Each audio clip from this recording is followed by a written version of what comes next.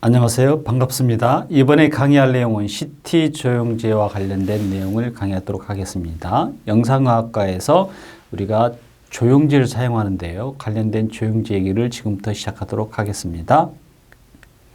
조영제와 관련된 정의, 그 다음에 역사, 분류, 조영제의 특성, 그 다음에 조영제를 어떻게 선정하고 그 다음에 취급하는지를 살펴보도록 하겠습니다. 또 조영제를 우리 몸속에 주로 정맥에 주입하는데요. 물론 동맥에도 주입하지만 CT 검사에서는 주로 정맥에 주입하죠. 그랬을 때 어떤 주입 방법이 있는지를 살펴보도록 하겠습니다. 조영제는 우리가 영어로 컨트라스트 미디어, 컨트라스트 머티리얼, 컨트라스트 미디어라고도 합니다. 영상의학과 쪽에서 우리가 조영제를 우리가 몸속에 주입하게 되고 그러면 조영제에 의한 여러 가지의 음영 차이를 만들어낼 수가 있다는 거죠. 주로 혈관 조영제, 입으로 먹는 그런 구강 조영제, 그 다음에 자연적으로 발생하는 공기라든지 이런 것들도 있죠. 인위적으로 공기를 주입할 수도 있는데요. 이러한 흡수, 투과 차이를 영상화한다고 보시면 되겠습니다. 지금 보여주고 있는 CT 영상에서 위장에 조영제가 들어가 있는 것이고 또 혈관 조영제에 우리가 요오드 조영제를 사용했다고 보시면 되겠습니다. 그래서 이러한 병변을 진단하고 또는 감별하는데 우리가 조영제를 사용한다라고 이해하시면 좋겠습니다. 이러한 조영제는 우리 몸속에 주로 70%가 뭡니까? 물이죠. 또는 단백질, 지방, 뼈, 칼슘 이런 것들로 이루어져 있죠. 그런데 이렇게 단순히 구분하기는 어렵습니다. 물론 공기와 뼈는 어때요? 아주 극단적이기 때문에 구분하기는 쉽지만 일반적인 근육이라든지 지방이라든지 혈액이라든지 이런 것은 구분하기가 쉽지가 않습니다. 그래서 단순히 구분하기 어렵기 때문에 이런 조영제를 우리 몸속에 주입해서 그런 영상을 우리가 알 수 있다는 거죠. 그래서 진단 가치가 높은 영상으로 우리가 의사들이나 또는 모니터를 통해서 진단 가치가 높은 영상을 만들어내는데 그게 바로 조영제의 역할이다라고 보시면 되겠습니다. 조영제를 우리 몸속에 주입해서 대조도 차이를 만들어내는 거죠. 그래서 흡수 차이에서 달라지죠. 그래서 여러분이 일반적으로 물인지 근육인지 혈관인지를 잘 구분하기가 어렵습니다. 그래서 이런 원자 번호가 높은 물질을 우리 몸속에 주입해서 이런 감약을 만들어낼 수가 있다는 거죠. 그래서 일반적으로 보시면 어떤 농양이라든지 또는 시스트라든지 또는 물이라든지 또는 이런 것들이 구분하기가 어렵습니다. 그래서 조영제를 주입해서 우리가 감약 개수를 넓게 해주면 결국은 감약차로 인해서 영상을 구분할 수가 있는 것이죠. 보시면 심플 시스트라든지 또는 카시노마라든지 그러니까 암이죠. 악성암 또는 비나인 그런 양성 종양이라든지 이런 것들을 구분할 수 있는 아주 좋은 영상 주입법이 바로 조영제를 사용한 것이다 라고 보시면 되겠습니다. 일반적으로 조영제는 요오드 원자 번호가 53번이죠. 옥수라고도 하는 아이오다인 조영제를 많이 사용합니다. 액선 흡수의 최적의 캐패시티를 가지고 있기 때문에 비정상 조직과 정상 조직 간에 어때요? 흡수 차이를 만들어낼 수가 있다는 거죠. 그걸 조용 효과라고 하는 것이죠. 지금 보여주고 있는 옴니파큐라는 조영제를 보시면 여기에 300mg 아이오다인 per 밀리리터라고 되어 있죠. 그러니까 이 300mg이 1리터에 들어있다는 거죠. 그래서 조영제에 주로 아이오다인. 물론 이제 여러 가지 조영제가 있습니다. 그건 나중에 설명하겠지만 공기도 조영제가 될 수도 있겠죠. 그래서 주로 요오드 원자번호 53번인 요오드를 많이 사용한다라고 보시면 되겠습니다. 조영제는 컨트라스트 미디어, 컨트라스트 에이던트, 컨트라스트 머티리라고 합니다. 방사선, 엑스레이를 이용해서 조직의 흡수, 감약 차이를 증폭시키는 거죠. 그래서 개발된 물질이고 물론 우리 몸속에 독성이라든지 배설이 잘 되고 또는 친수성이 있어야 되겠죠. 그런 조영제 물질을 사용해서 주로 요오드를 사용한다고 보시면 되겠습니다. 그래서 혈관 조영제는 주로 요오드를 사용해서 우리 몸속에 주입해서 결국 감약차를 만들어서 우리가 진단 가치가 높은 영상을 만들어낸다라고 보시면 되겠습니다. 조영제의 정의를 옛날에는 조영제를 방사선 조사에 의한 흡수 또는 방사선 감압 차이를 증폭시키기 위해서 개발된 물질이다라고 정의했지만 지금 주로 인체 내 투입 후 조직 내의 내부나 조직 주변에 침착되어서 영상 조직을 구분할 수 도와줄 수 있는 그런 물질이라고 보시면 되겠습니다. 조영제의 정의를 살펴보았습니다. 조영제의 개발 역사를 볼까요? 주로 조영제는 1890년 옛날이죠. 아주 과거에 요오드를 이용해서 니피오돌이라는 그런 조영제를 만들어냈습니다. 니피오돌은 유용성이라고 보시면 되겠습니다. 그래서 주로 옛날에 마일로그라피라든지 이럴 때 많이 사용했던 그런 조영제가 되겠습니다. 그래서 옛날 과거에는 요오드를 이용해서 양성 액선 조영제가 처음에 시도되었다라고 보시면 되겠어요. 그래서 혈관 조영제를 최근에 많이 사용하고 있지만 요오드 옛날에는 지주막 하강에 조영제 즉 림표도를 넣고 사용했다라고 보시면 되겠습니다. 그리고 나서 이제 소디움 아이오다인이라는 그런 조영제가 만들어지죠. 그런데 이 소디움 아이오다인은 결국 독성이 높습니다. 조영 증강을 얻을 수 있다는 그런 장점을 가지고 있지만 독성이 높기 때문에 지금 현재는 소디움 아이오다인보다는 주로 요오드를 가지고 만든 그런 변형된 여러 가지의 조영제가 나오게 되죠. 우수한 조영 효과를 1923년에 알게 됐고 정맥요로 조영해서 사용한 것이 최초라고 보시면 되겠습니다. 그리고 조영제는 주로 이온성 조영제가 있고요. 비이온성 조영제가 있습니다. 그래서 이온성 조영제는 음이온과 양이온이 해리되는 거죠. 그 조영제는 주로 삼투압이 높고 혈액에 비해서 보통 290에서 한 300 정도가 되는데요. 삼투압이.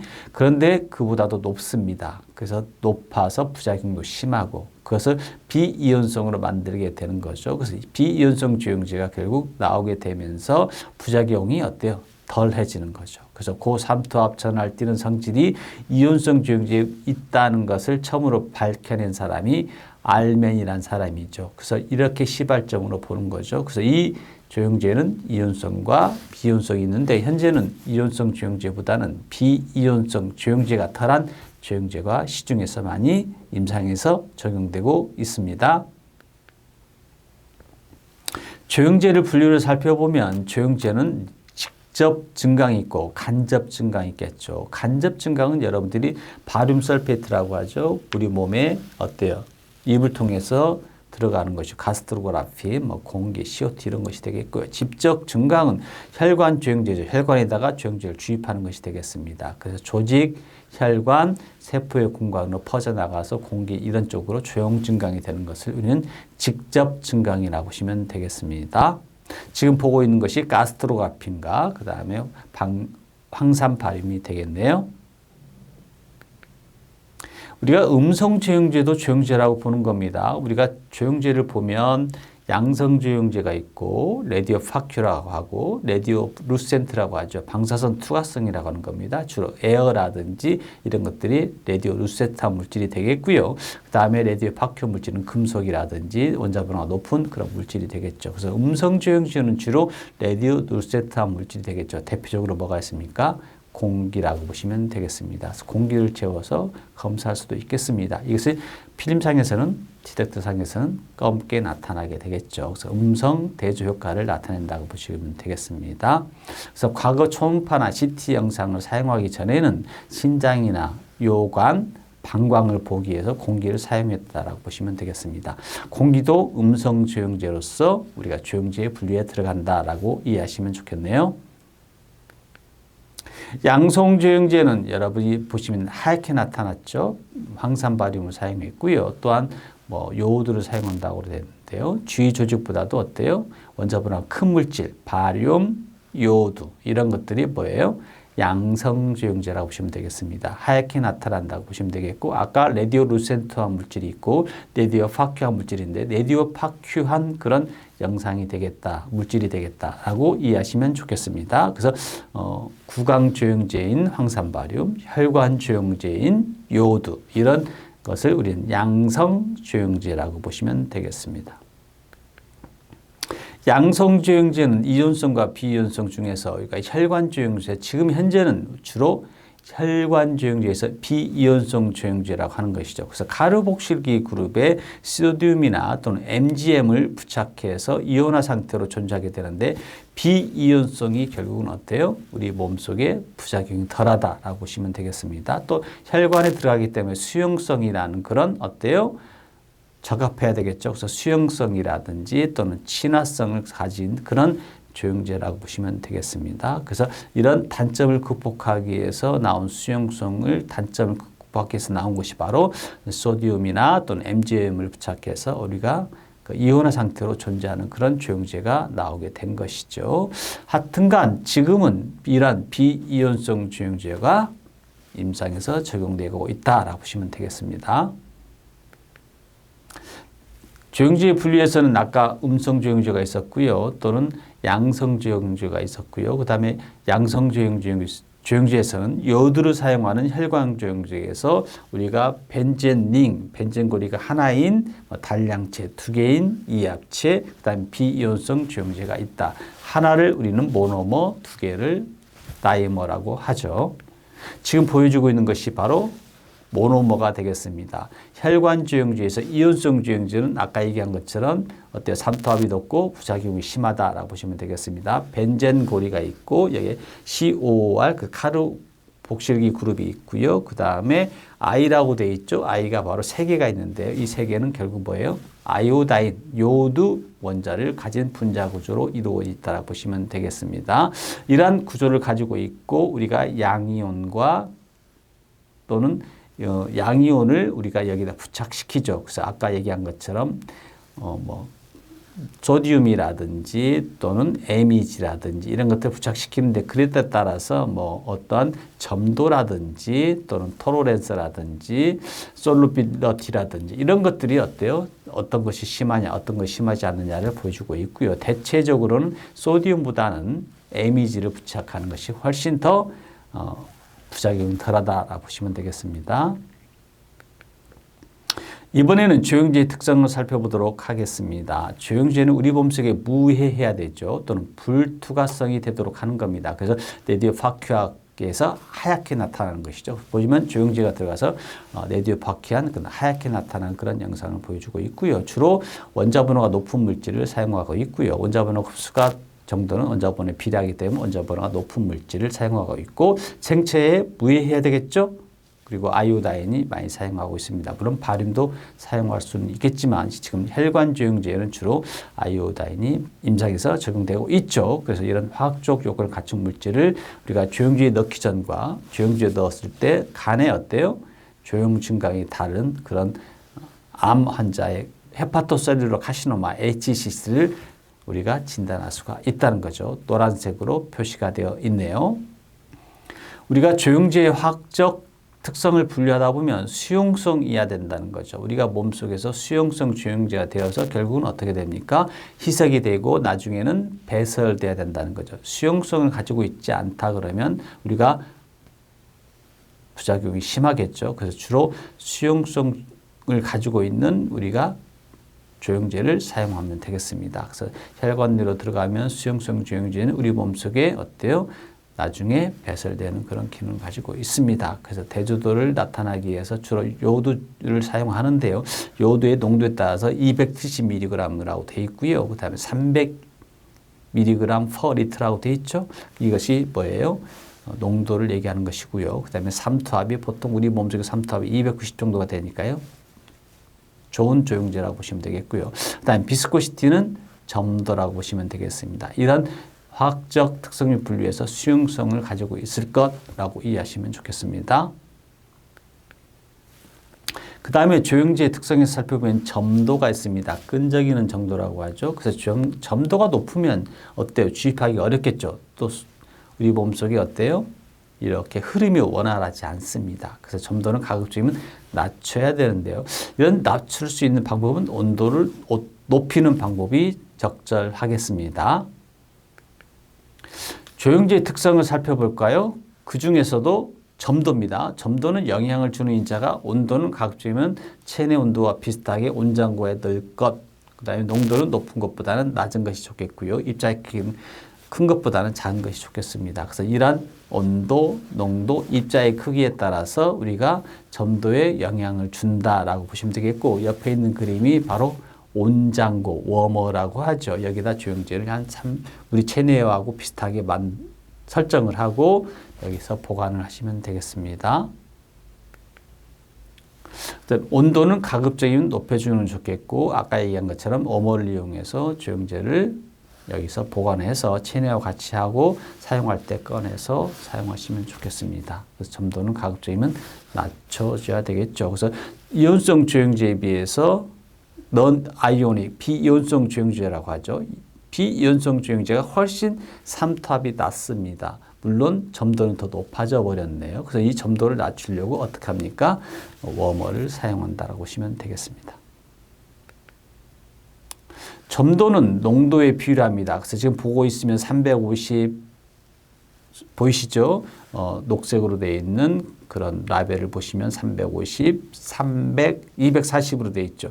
이게 바로 아이오다인의 즉 농도가 되겠습니다. 점도는 농도에 비례하므로 가급적이면 또 낮은 것을 사용하면 좋겠는데 또 낮은 걸 사용하다 보면 아무래도 영상에 또 여러 가지 영향을 미칠 수가 있겠죠. 그래서 조용도가 떨어지게 됩니다. 농도가 떨어지게 되는 거죠. 그래서 영상에서 적절한 데시티를 만들어 주려면 또 어때요?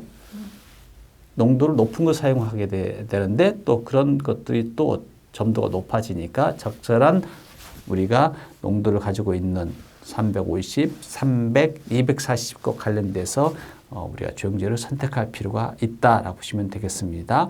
점도는 농도에 비례하므로 가능하면 낮은 농도를 사용하지만 적절하게 우리가 선택해서 사용할 필요성은 있다라고 보시면 되겠습니다.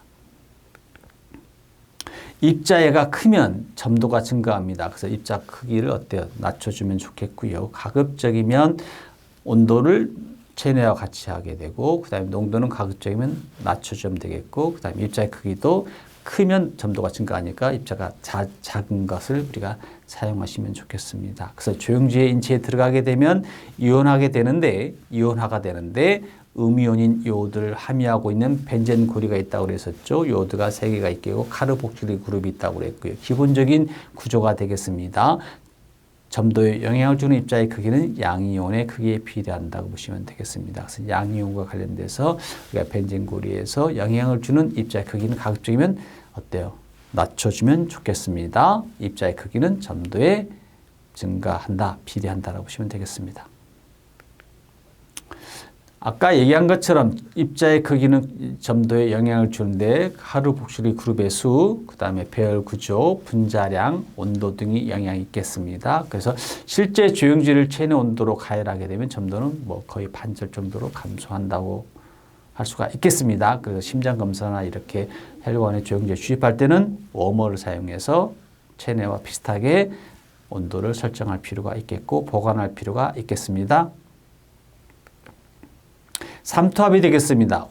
우리가 삼투압을 사용할 높은 조영제를 사용하기보다는 우리가 몸에 등장성인 삼투압을 사용할 수가 있겠죠. 그러면 200에서 약 300ml 오스모로티 per kg이 되겠습니다. 그래서 이러한 삼투압인 가급적이면 우리 몸속에 비슷한 삼투압을 가진 조영제를 사용하시면 좋겠습니다. 용액의 삼투 농도는 용해된 입자의 수에 직접적으로 비례하기 때문에 아무래도 우리가 삼투압이 낮은 또한 등장성인 삼투를 가지고 있는 그런 조영제를 사용할 필요가 있겠습니다. 삼투압은 입자의 크기와는 관계가 없겠습니다.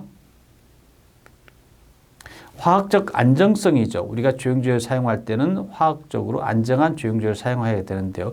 보관을 할 때는 차광, 빛이 자외선이나 노출되지 않도록 해야 되겠고 실온에 보관할 수는 있겠습니다.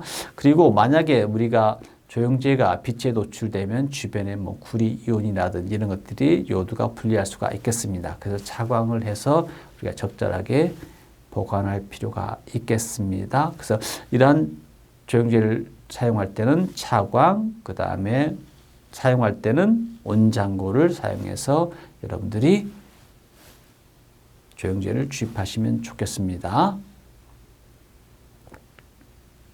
조영제 선정 기준을 총 7개로 구분해 놨네요. 하나씩 한번 살펴볼까요? 생물학적 작용이 적고 독성이 없고 그다음에 무자극, 무미, 무치일 것. 낮은 점도가 좋겠고 적당한 유동성이 흘러가야 되니까요. 목적 조직의 친화성이 높을 것, 삼투압은 우리 몸속의 등장성일 것, 수용성이어야 되겠고 배설이나 제거가 용이하고 안정성이 있을 것, 그 다음에 화학적 열의 안정성이 좋을 것, 그 다음에 뭐 스페즘 혈관이 좁아진다거나 또는 혈전이 발생하면 안 되겠죠. 혈전은 우리는 피를 굳게 하는 거죠. 그래서 혈전이 생겨버리면 폐색이 될 수가 있겠죠. 폐색전증이나 이런 색전증, 엠볼리제이션이 생길 수가 있겠네요. 그래서 없을 것, 가격이 저렴할 것 이런 것들이 우리가 선정 기준이 되겠고요. 아까 얘기한 것처럼 조영제는 실온에 보관했으면 좋겠고 사용할 때 온장에 넣었다가 우리 몸에 주입하시면 좋겠고요. 그 다음에 실온에서는 되게 오랫동안 보관해도 되지만 아무래도 온장고에서는 오래 보관하시면 안 되겠습니다. 그리고 지금 보고 있는 비집학교 270mg 아이오다인 per 밀리리터라는 라벨을 보고 있는데요. 이런 라벨도 중요하지만 여기 있는 사용 설명서가 있습니다. 영어로 되어 있기도 하고 한글로 되어 있기도 하기 때문에 여러분들이 사용할 때는 항상 이런 라벨이나 또는 사용 설명서를 참고해서 사용하시면 좋겠고요. 거기에 보시면 조영제의 부작용이라든지 사용 설명서가 자세히 나와 있습니다. 그런 것들도 살펴보시면 좋겠습니다. 아까 얘기한 것처럼 조영제를 사용할 때는 온장고, 그 다음에 차광, 빛에 노출되지 않도록. 그래서 여러분들이 액선 조영제나 요오드를 사용하게 되면 직사광선이 노출됐죠? 그러면 프리 요오드가 생기게 되고 아무래도 pH가 증가합니다. 그래서 사용할 수가 없게 되고 색깔도 변할 수가 있는 겁니다. 그래서 오랫동안 노출되지 않도록 아니면 직사광선이 노출되지 않도록 우리가 조심하시면 좋겠고요. 항상 검정색 커튼이라든지 빛이 들어가지 않도록 적절하게 보관하시기 바랍니다. 그 다음에 조영제를 한번 오픈하죠. 그럴 일은 없겠지만 재사용하지 않아야 되겠고요. 개봉하면 바로 사용했으면 좋겠고요. 그 다음에 여기에 이제 오염이라든지 먼지라든지 이런 것들이 노출될 수가 있기 때문에 가급적이면 빨리 쓰고 그것을 버려야 되겠죠. 쓰고 남은 것은 바로 버려주시면 좋겠습니다. 또 조영제와 조영제가 여러 가지가 있습니다. 지금 보고 있으면 비집학효가 있고요. 그 다음에 옴니퍼크가 있죠. 서로 희석하지 않는 것이 좋겠습니다. 그래서 조영제는 여러 가지 주성분들이 들어가 있기 때문에 농도와 비율이 다 다릅니다. 희석하면 그 균형이 깨지기 때문에 희석하지 말고 그 조영제 바틀에 들어있는 그 조영제를 가지고 사용하시면 좋겠습니다. 그리고 나중에 쓰고 남더라도 버려야 되겠죠. 그리고 지금 라벨을 보시면 여기에 프리벤션 이라고 돼 있죠. 그러니까 프리벤티브라고 돼 있네요. 그래서 프리벤티브 이렇게 빛이라든지 이런 것들을 잘 피해라, 프로텍트를 해라라고 돼 있네요. 프로텍트 from light라고 돼 있네요. 빛의 노출을 방어해라. 그러니까 빛의 노출에 들어가지 않도록 우리가 조심해라라고 설명되어 있습니다. 이런 라벨이라든지 사용 설명서를 잘 활용하시면 좋겠습니다. 이번에는 조영증강의 개념에 대해서 살펴보도록 하겠습니다. 저번에 CT 검사에서는 조영제를 삽입해서 주입해서 우리가 같은 부위를 여러 번 스캔한다고 설명했는데요. 같은 부위를 여러 번 스캔하니까 장점도 있지만 단점이라고 한다면 선량 피폭이 염려되겠죠. 같은 부위를 조영제를 넣지 않고 그다음에 조영제를 넣었을 때 동맥이었을 때 또는 문맥이었을 때 또는 평형이었을 때 각각이 조영 증강된 영상을 볼 수가 있는 겁니다. 그래서 CT 영상에서는 이렇게 조영제를 주입해서 조영 증강을 가지고 해부학적 구조물을 우리 정확하게 진단할 수가 있는 것이죠. 여러 가지 조영 증강을 하는 방법은 보로스 인젝션, 그러니까 급속주입법, 덩어리 주입법이라고도 하죠. 조영제를 한꺼번에 급속해서 주입하는 그런 보로스 주입법, 그 다음에 점적 넘게 떨어뜨리는 거죠. 그 다음에 이렇게 해서 그런 검사법이 있고 옛날에는 손으로 주입도 했었습니다. 지금이야 파워 인젝터 또는 오토 인젝터를 이용해서 조영제를 주입하죠. 그래서 평형기가 되기 전에 우리가 검사를 스캔을 하죠. 그래서 주로 멀티페이스, 동맥기, 문맥기 혹은 평형기 이런 식으로 짧은 시간 동안 여러 번 스캔을 하거든요. 그래서 조영제 증강의 개념은 빠르게 주입할수록 최대의 조영 증강이 높아질 수가 있겠죠. 그런 내용을 여러분들이 이해하시고 조영주에는 보로스 트래킹 시스템을 이용해서 적절한 타이밍을 잡아서 적절한 시간에 스캔하는 것이 좋겠다. 그것을 멀티페이스 조형 증강 기법의 아주 중요한 개념이 되겠습니다. 조형이 주로 엔티큐비탈 베인에 우리가 혈관을 주입을 하게 되는데요. 여기 엔티큐비탈 베인 쪽에다가 조형지를 주입하게 되면 결국 서브클라비안 베인, 그 다음에 상대 정맥이라고 하죠. 슈페리어 베나 카바, 그 다음에 라이트 아테리움, 심장으로 들어갑니다. 라이트 벤트리클, 그 다음에 풀모나리 아테리로 넘어가죠. 그 다음에 폐에서 어때요? 가스 익스체인지를 하고, 그 다음에 풀모나리 베인, 그 다음에 레프트 아테리움, 레프트 벤트리클, 그 다음에 에올타로 해서 우리 몸의 위로 아래로 몸속으로 체순환이 되는 거죠. 조형제도 똑같습니다. 그런 시간들이 주로 25초에서 한 45초가 걸린다는 거죠. 그래서 우리 몸속에 조형제가 주입하게 되면 순환이 되기 때문에 그 순환 과정을 이해하셔야 우리가 멀티페이즈에서 동맥기, 문맥기, 평형기 이것을 이해할 수가 있다는 것이죠. 지금 빨간색으로 되어 있는 것이 위에 있는 것은 폐순환, 전체적으로 보시면 체순환이 되겠습니다. 이런 해부학적, 생리학적인 내용도 이해하셔야 나중에 CT 조형제를 관련된 해부학적, 생리학적으로 이해할 수가 있는 그런 것이 되겠죠. 그래서 여러분들이 조형 증강의 흐름에서 엔티큐비탈 베인, 서브클라 베인, SVC, 그다음에 심장, 렁, 풀모나리 베인, 그다음에 또 심장, 그다음에 에올타 이런 순환 과정들을 이해하시고 여러분 머릿속에다가 이해하시고 메모리하시면 좋겠습니다.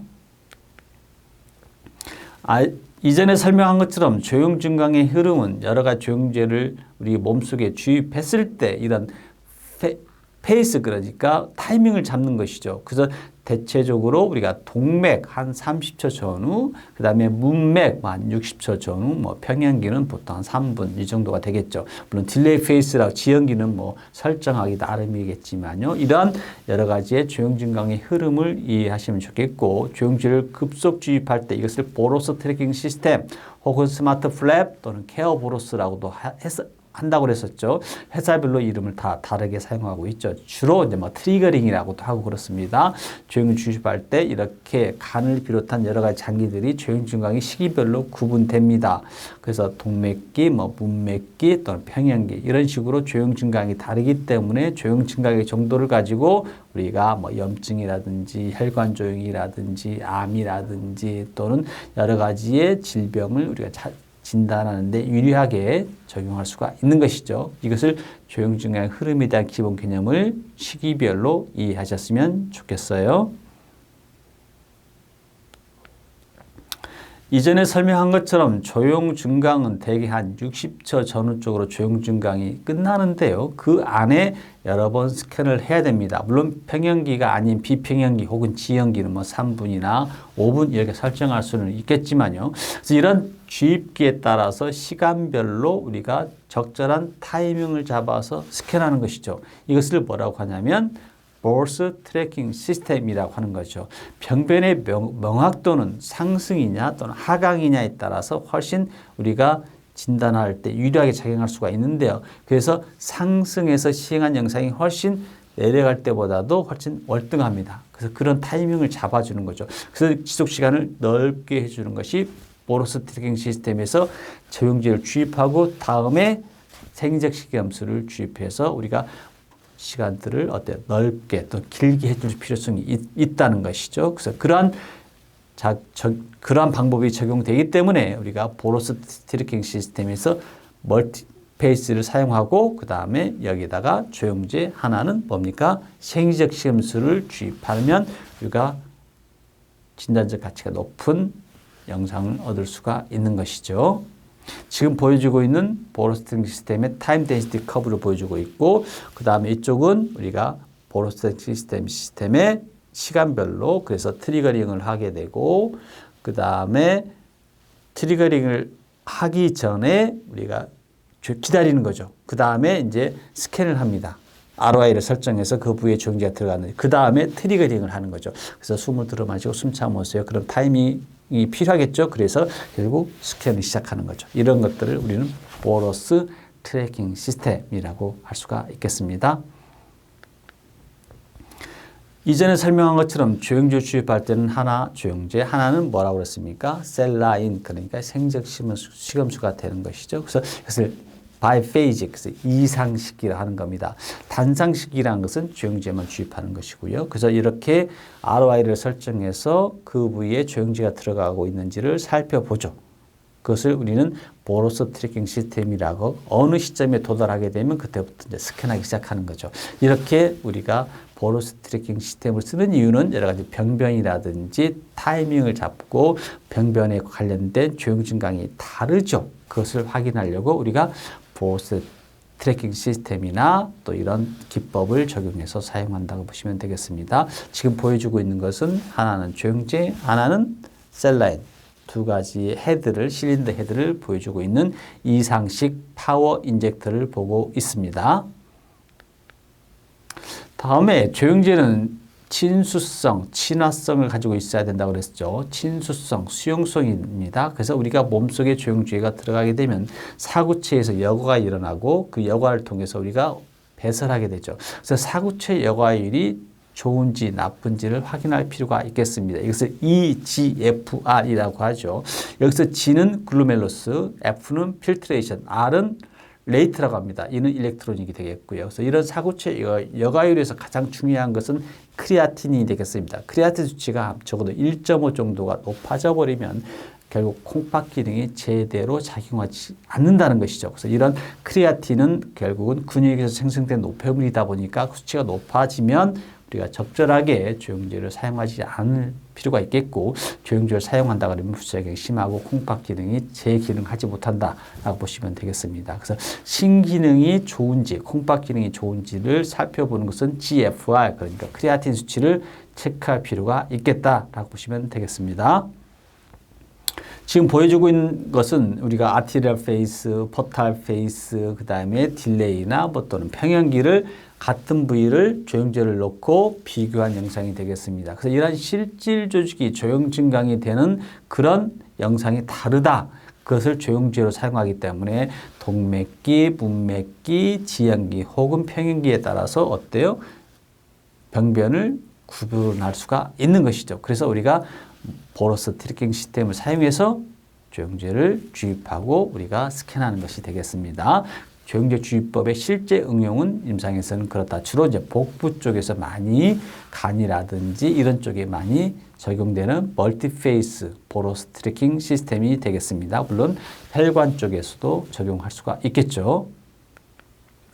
그래서 여러분이 보고 있는 것처럼 조영제를 주입하기 전과 동맥기에서 고혈관성 종양이라든지 문맥기에서 그러니까 저혈관성 종양이라든지 그 다음에 해면혈관종이라고 하죠. 헤만지오마 이런 쪽에서 조형 증강이 다릅니다. 그래서 혈관종 같은 경우에서 지형기에 조형 증강이 잘 되죠. 그런 것들이 우리가 진단하기 위해서는 이렇게 멀티페이스로 조형제를 주입하고 스캔한다라고 이해하시면 좋겠습니다. 그래서 조형 주입은 이렇게 시간별로 이렇게 동맥기, 문맥기, 그 다음에 평형기로 스캔해서 여러 번 스캔한다. 단점은 방사선 피폭이 염려된다고 보시면 되겠죠. 그래서 이제 조형제를 주입하고 멀티페이스를 하다 보니까 산량을 줄이는 여러 가지 방법, 산량을 줄이는 오토매틱 익스포저 컨트롤 시스템을 여러 가지 적용을 임상에서는 하고 있습니다. 물론 기종에 따라서 여러 가지 이름을 적용해서 사용하고 있죠. 이상으로 조영제와 관련된 CT 영상에서 기법을 살펴보았습니다. 다음 조영제 검사법에서는 주로 임상 사례에 대해서 살펴보도록 하겠습니다. 그래서 주로 브레인 CT라든지 이런 쪽에 적용하는 그런 내용들을 살펴보도록 하겠습니다. 이상으로 조영제와 관련된 영상학과 CT 검사에 대해서 살펴보았습니다. 감사합니다.